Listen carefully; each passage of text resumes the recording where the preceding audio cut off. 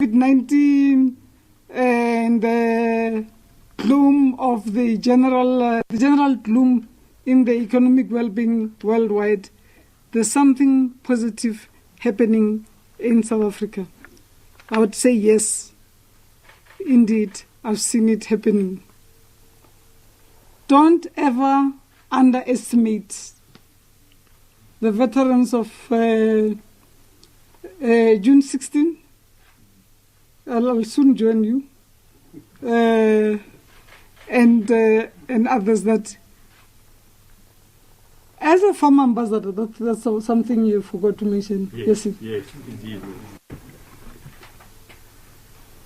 All the countries that I've been ambassador to, they did not send their children to school to be employed by somebody. They were taking their children to school to learn, to do something for themselves. Then we come back home, we complain number one, unemployment. I am not blaming the youth. It is the legacy of apartheid, because 27 years after so many, I wouldn't say decades, have gone by where black people had no say whatsoever. When you talk of unemployment, we meant male unemployment. Women were not even counted. After sunset, you wouldn't be found lost in Pretoria without a pass. Hence, women had to take it upon themselves. I am elated today that I'm wearing this no so stylish duke of May Charlotte Mahomu Manya Mateke, who was the first black female scientist from South Africa more than 100 years ago. So whatever we do here today, we should not think we have started, it will never go back. She did all. She was a sister. She was a singer. She was a role model. She led from the front. She fought patriarchy. I was saying to the priests of AME that they were beginning to feel shy and sitting in a corner in a village. I said, you did not create patriarchy. You found it just that it's favorable to you because you're a minority. Come join us in fighting patriarchy. You wouldn't be sitting where you're sitting, but because patriarchy would be putting you right at the back. You wouldn't be representing a real man that patriarchy wants. She was the first woman to get crushed into the ANC conference.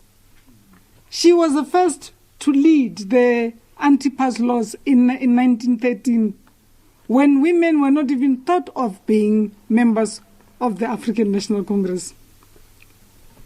We are here today as beneficiaries of the years of the Harambee, of the O.R. Tambos, of Langa Lubalile Dube, the first president of the ANC, who, I'm told, when he had her speak after get crashing into that conference, that this is the first president of the freedom of the whole of Africa. So keep going. What I like is what I see in this room. We do not see representatives of we don't see beneficiaries of. We see people who know exactly what they are talking about, who actually participated in the actual freedom struggle. But we did not toy in the street for the sake of. And we are not saying it's over. We say even after 150 years, which Charlotte would be celebrating if she was still alive, everything else would be smooth. 150 years. Apartheid was meant to stay in South Africa. South Africa was supposed to be its second home. There is no other home for this except here. We are not racist, but we need space in Africa, in our own Africa, where we should be able to do all the things that we said we can do. I spent a year with rural development. Our children liked hiring people from somewhere, and when you say, are you really practitioners? They'll say yes. And then when you say, oh, no, let them go nearer, and you start engaging the implementers, they speak a language from outside the country. I'm so elated, and I want to go with you, NYDA, where you say they are real South Africans and they are not hirers. Because, you see, we took this from where we learned from, that you hire and then you bargain. Utsuba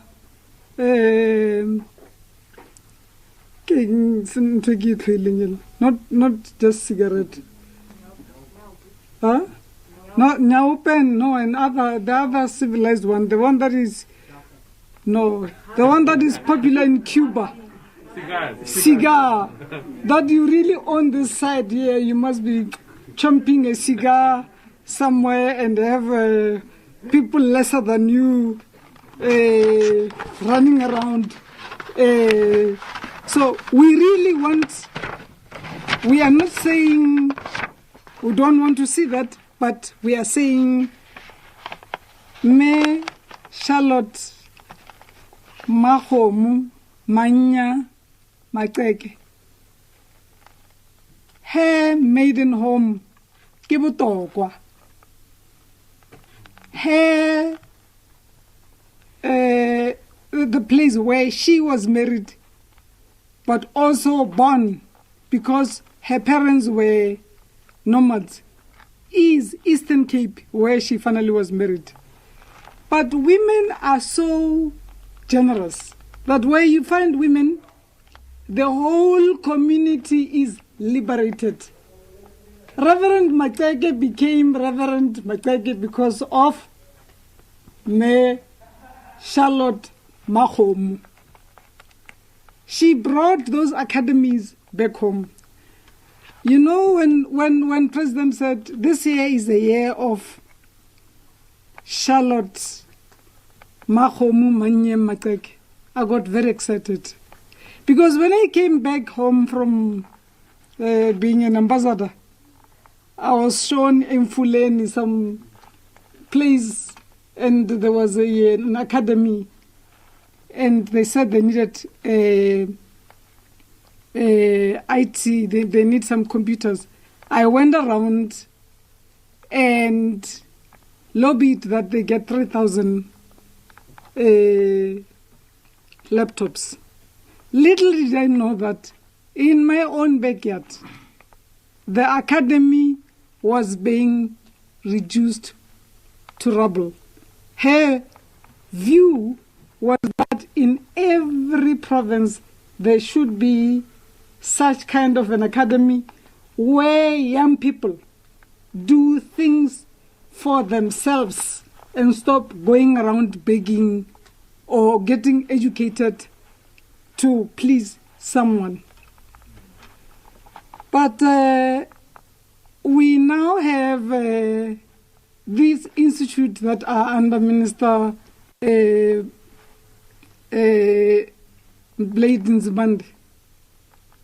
It's not too late to make sure that they are run the way Memahomu would have wanted to run the institute. Let the children get hands get dirty. When we say you are number one amongst the many that we have selected, we found you. I like the style that the president has brought in, be it Arambe, be it Yes, be it this institute or that institute, that when he arrives in Durban, he would want to see on the 16th where actual practitioners themselves are there and are doing things for themselves, not for a show. But from day 2, they'll be going back home to make sure that South Africa shines. This South Africa, it's not for us. We're holding it. We are holding it in trust for the future. And the future is you. One president on the continent said, future is not biology. Like you were saying, 30 what years, and then you're being told you will go somewhere. Future is not only about biology, it's also about ideology. Can you stand up and do things for yourself and your community? Can your people rely on you? When we say we're rearing cattle, can we indeed meaning that we know that the best T-bone steak is not from Checkers and Spa, but from the field? That's the kind of reality that we would want to see. South Africa is facing the COVID-19 pandemic like every other country in the world. South Africa is facing the historic challenge of poverty, unemployment, and lack of employment. But South Africa is also in the middle of fighting a pandemic that is not anywhere in the world. It's called gender-based violence and femicide. Is delaying us. I don't know where you got it from, but it's of men, inferior men, killing people they are supposed to love. Slaughter, literally. Every day, including yesterday, I saw women in Glasgow in the cold, marching at magistrate office because a husband has just killed a wife for one reason or the other. Can real men please stand up? And please, let's have all of us stop this. That is denting the good image of the South Africa, of OR, of Matambo, of Masisulu, of Meshalot, of Mandela, because these people die young and they get killed by people who are supposed to be their loved ones. And they die in numbers, even more during lockdown. Because I am sure it's easier to find them. If it is not during lockdown, they'll run away. Let's get together and make sure that we also make this history. Generation equality, which our president said we have to be part of. It says men and women have to remain equal. So says the Constitution of South Africa, a constitutional democracy. It doesn't say men are superior to women.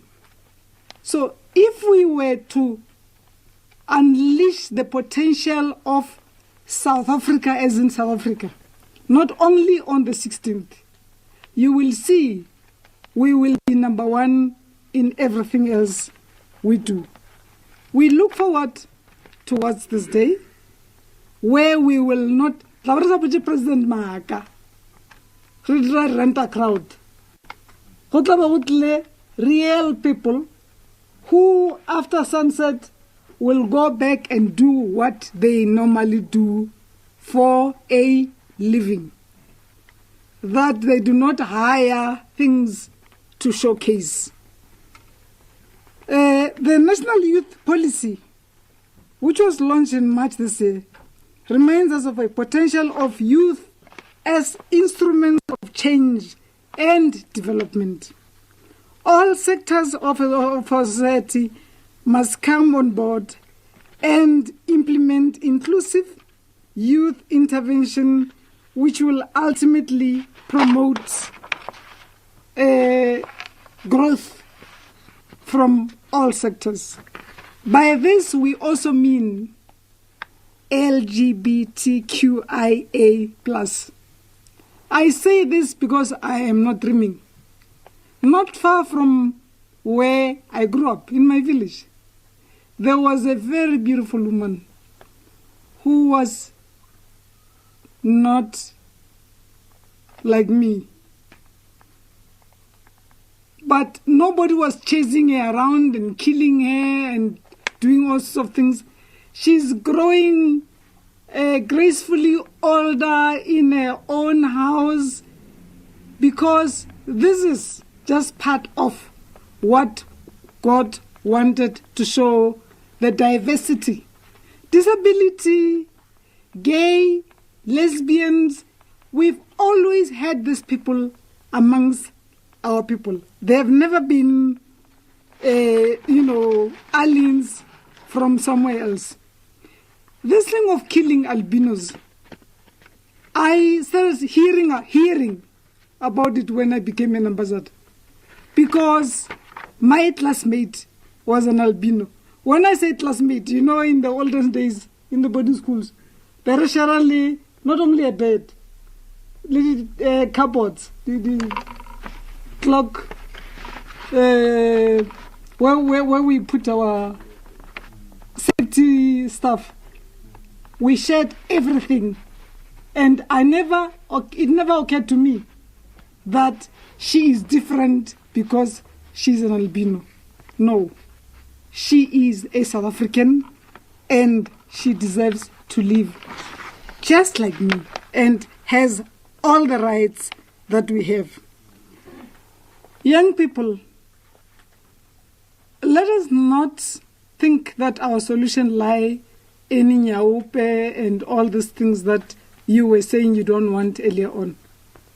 This South Africa that our forebears fought for belong to all of us. NYDA is just part on the matter of moving South Africa forward.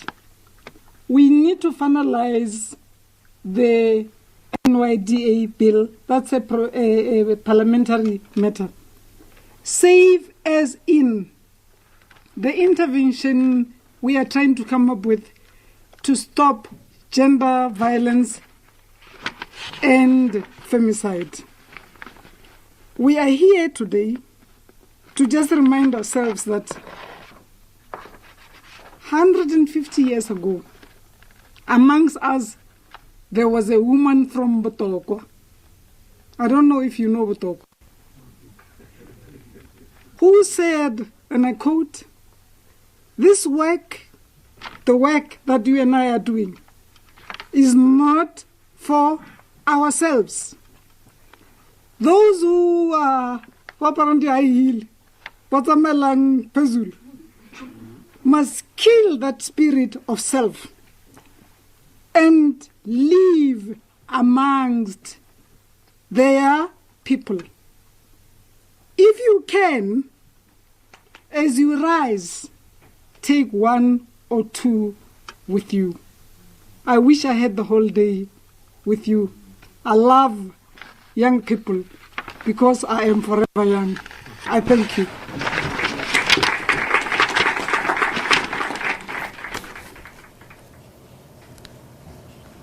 Minister Nkwana Mashabane there talking about Youth Month in South Africa.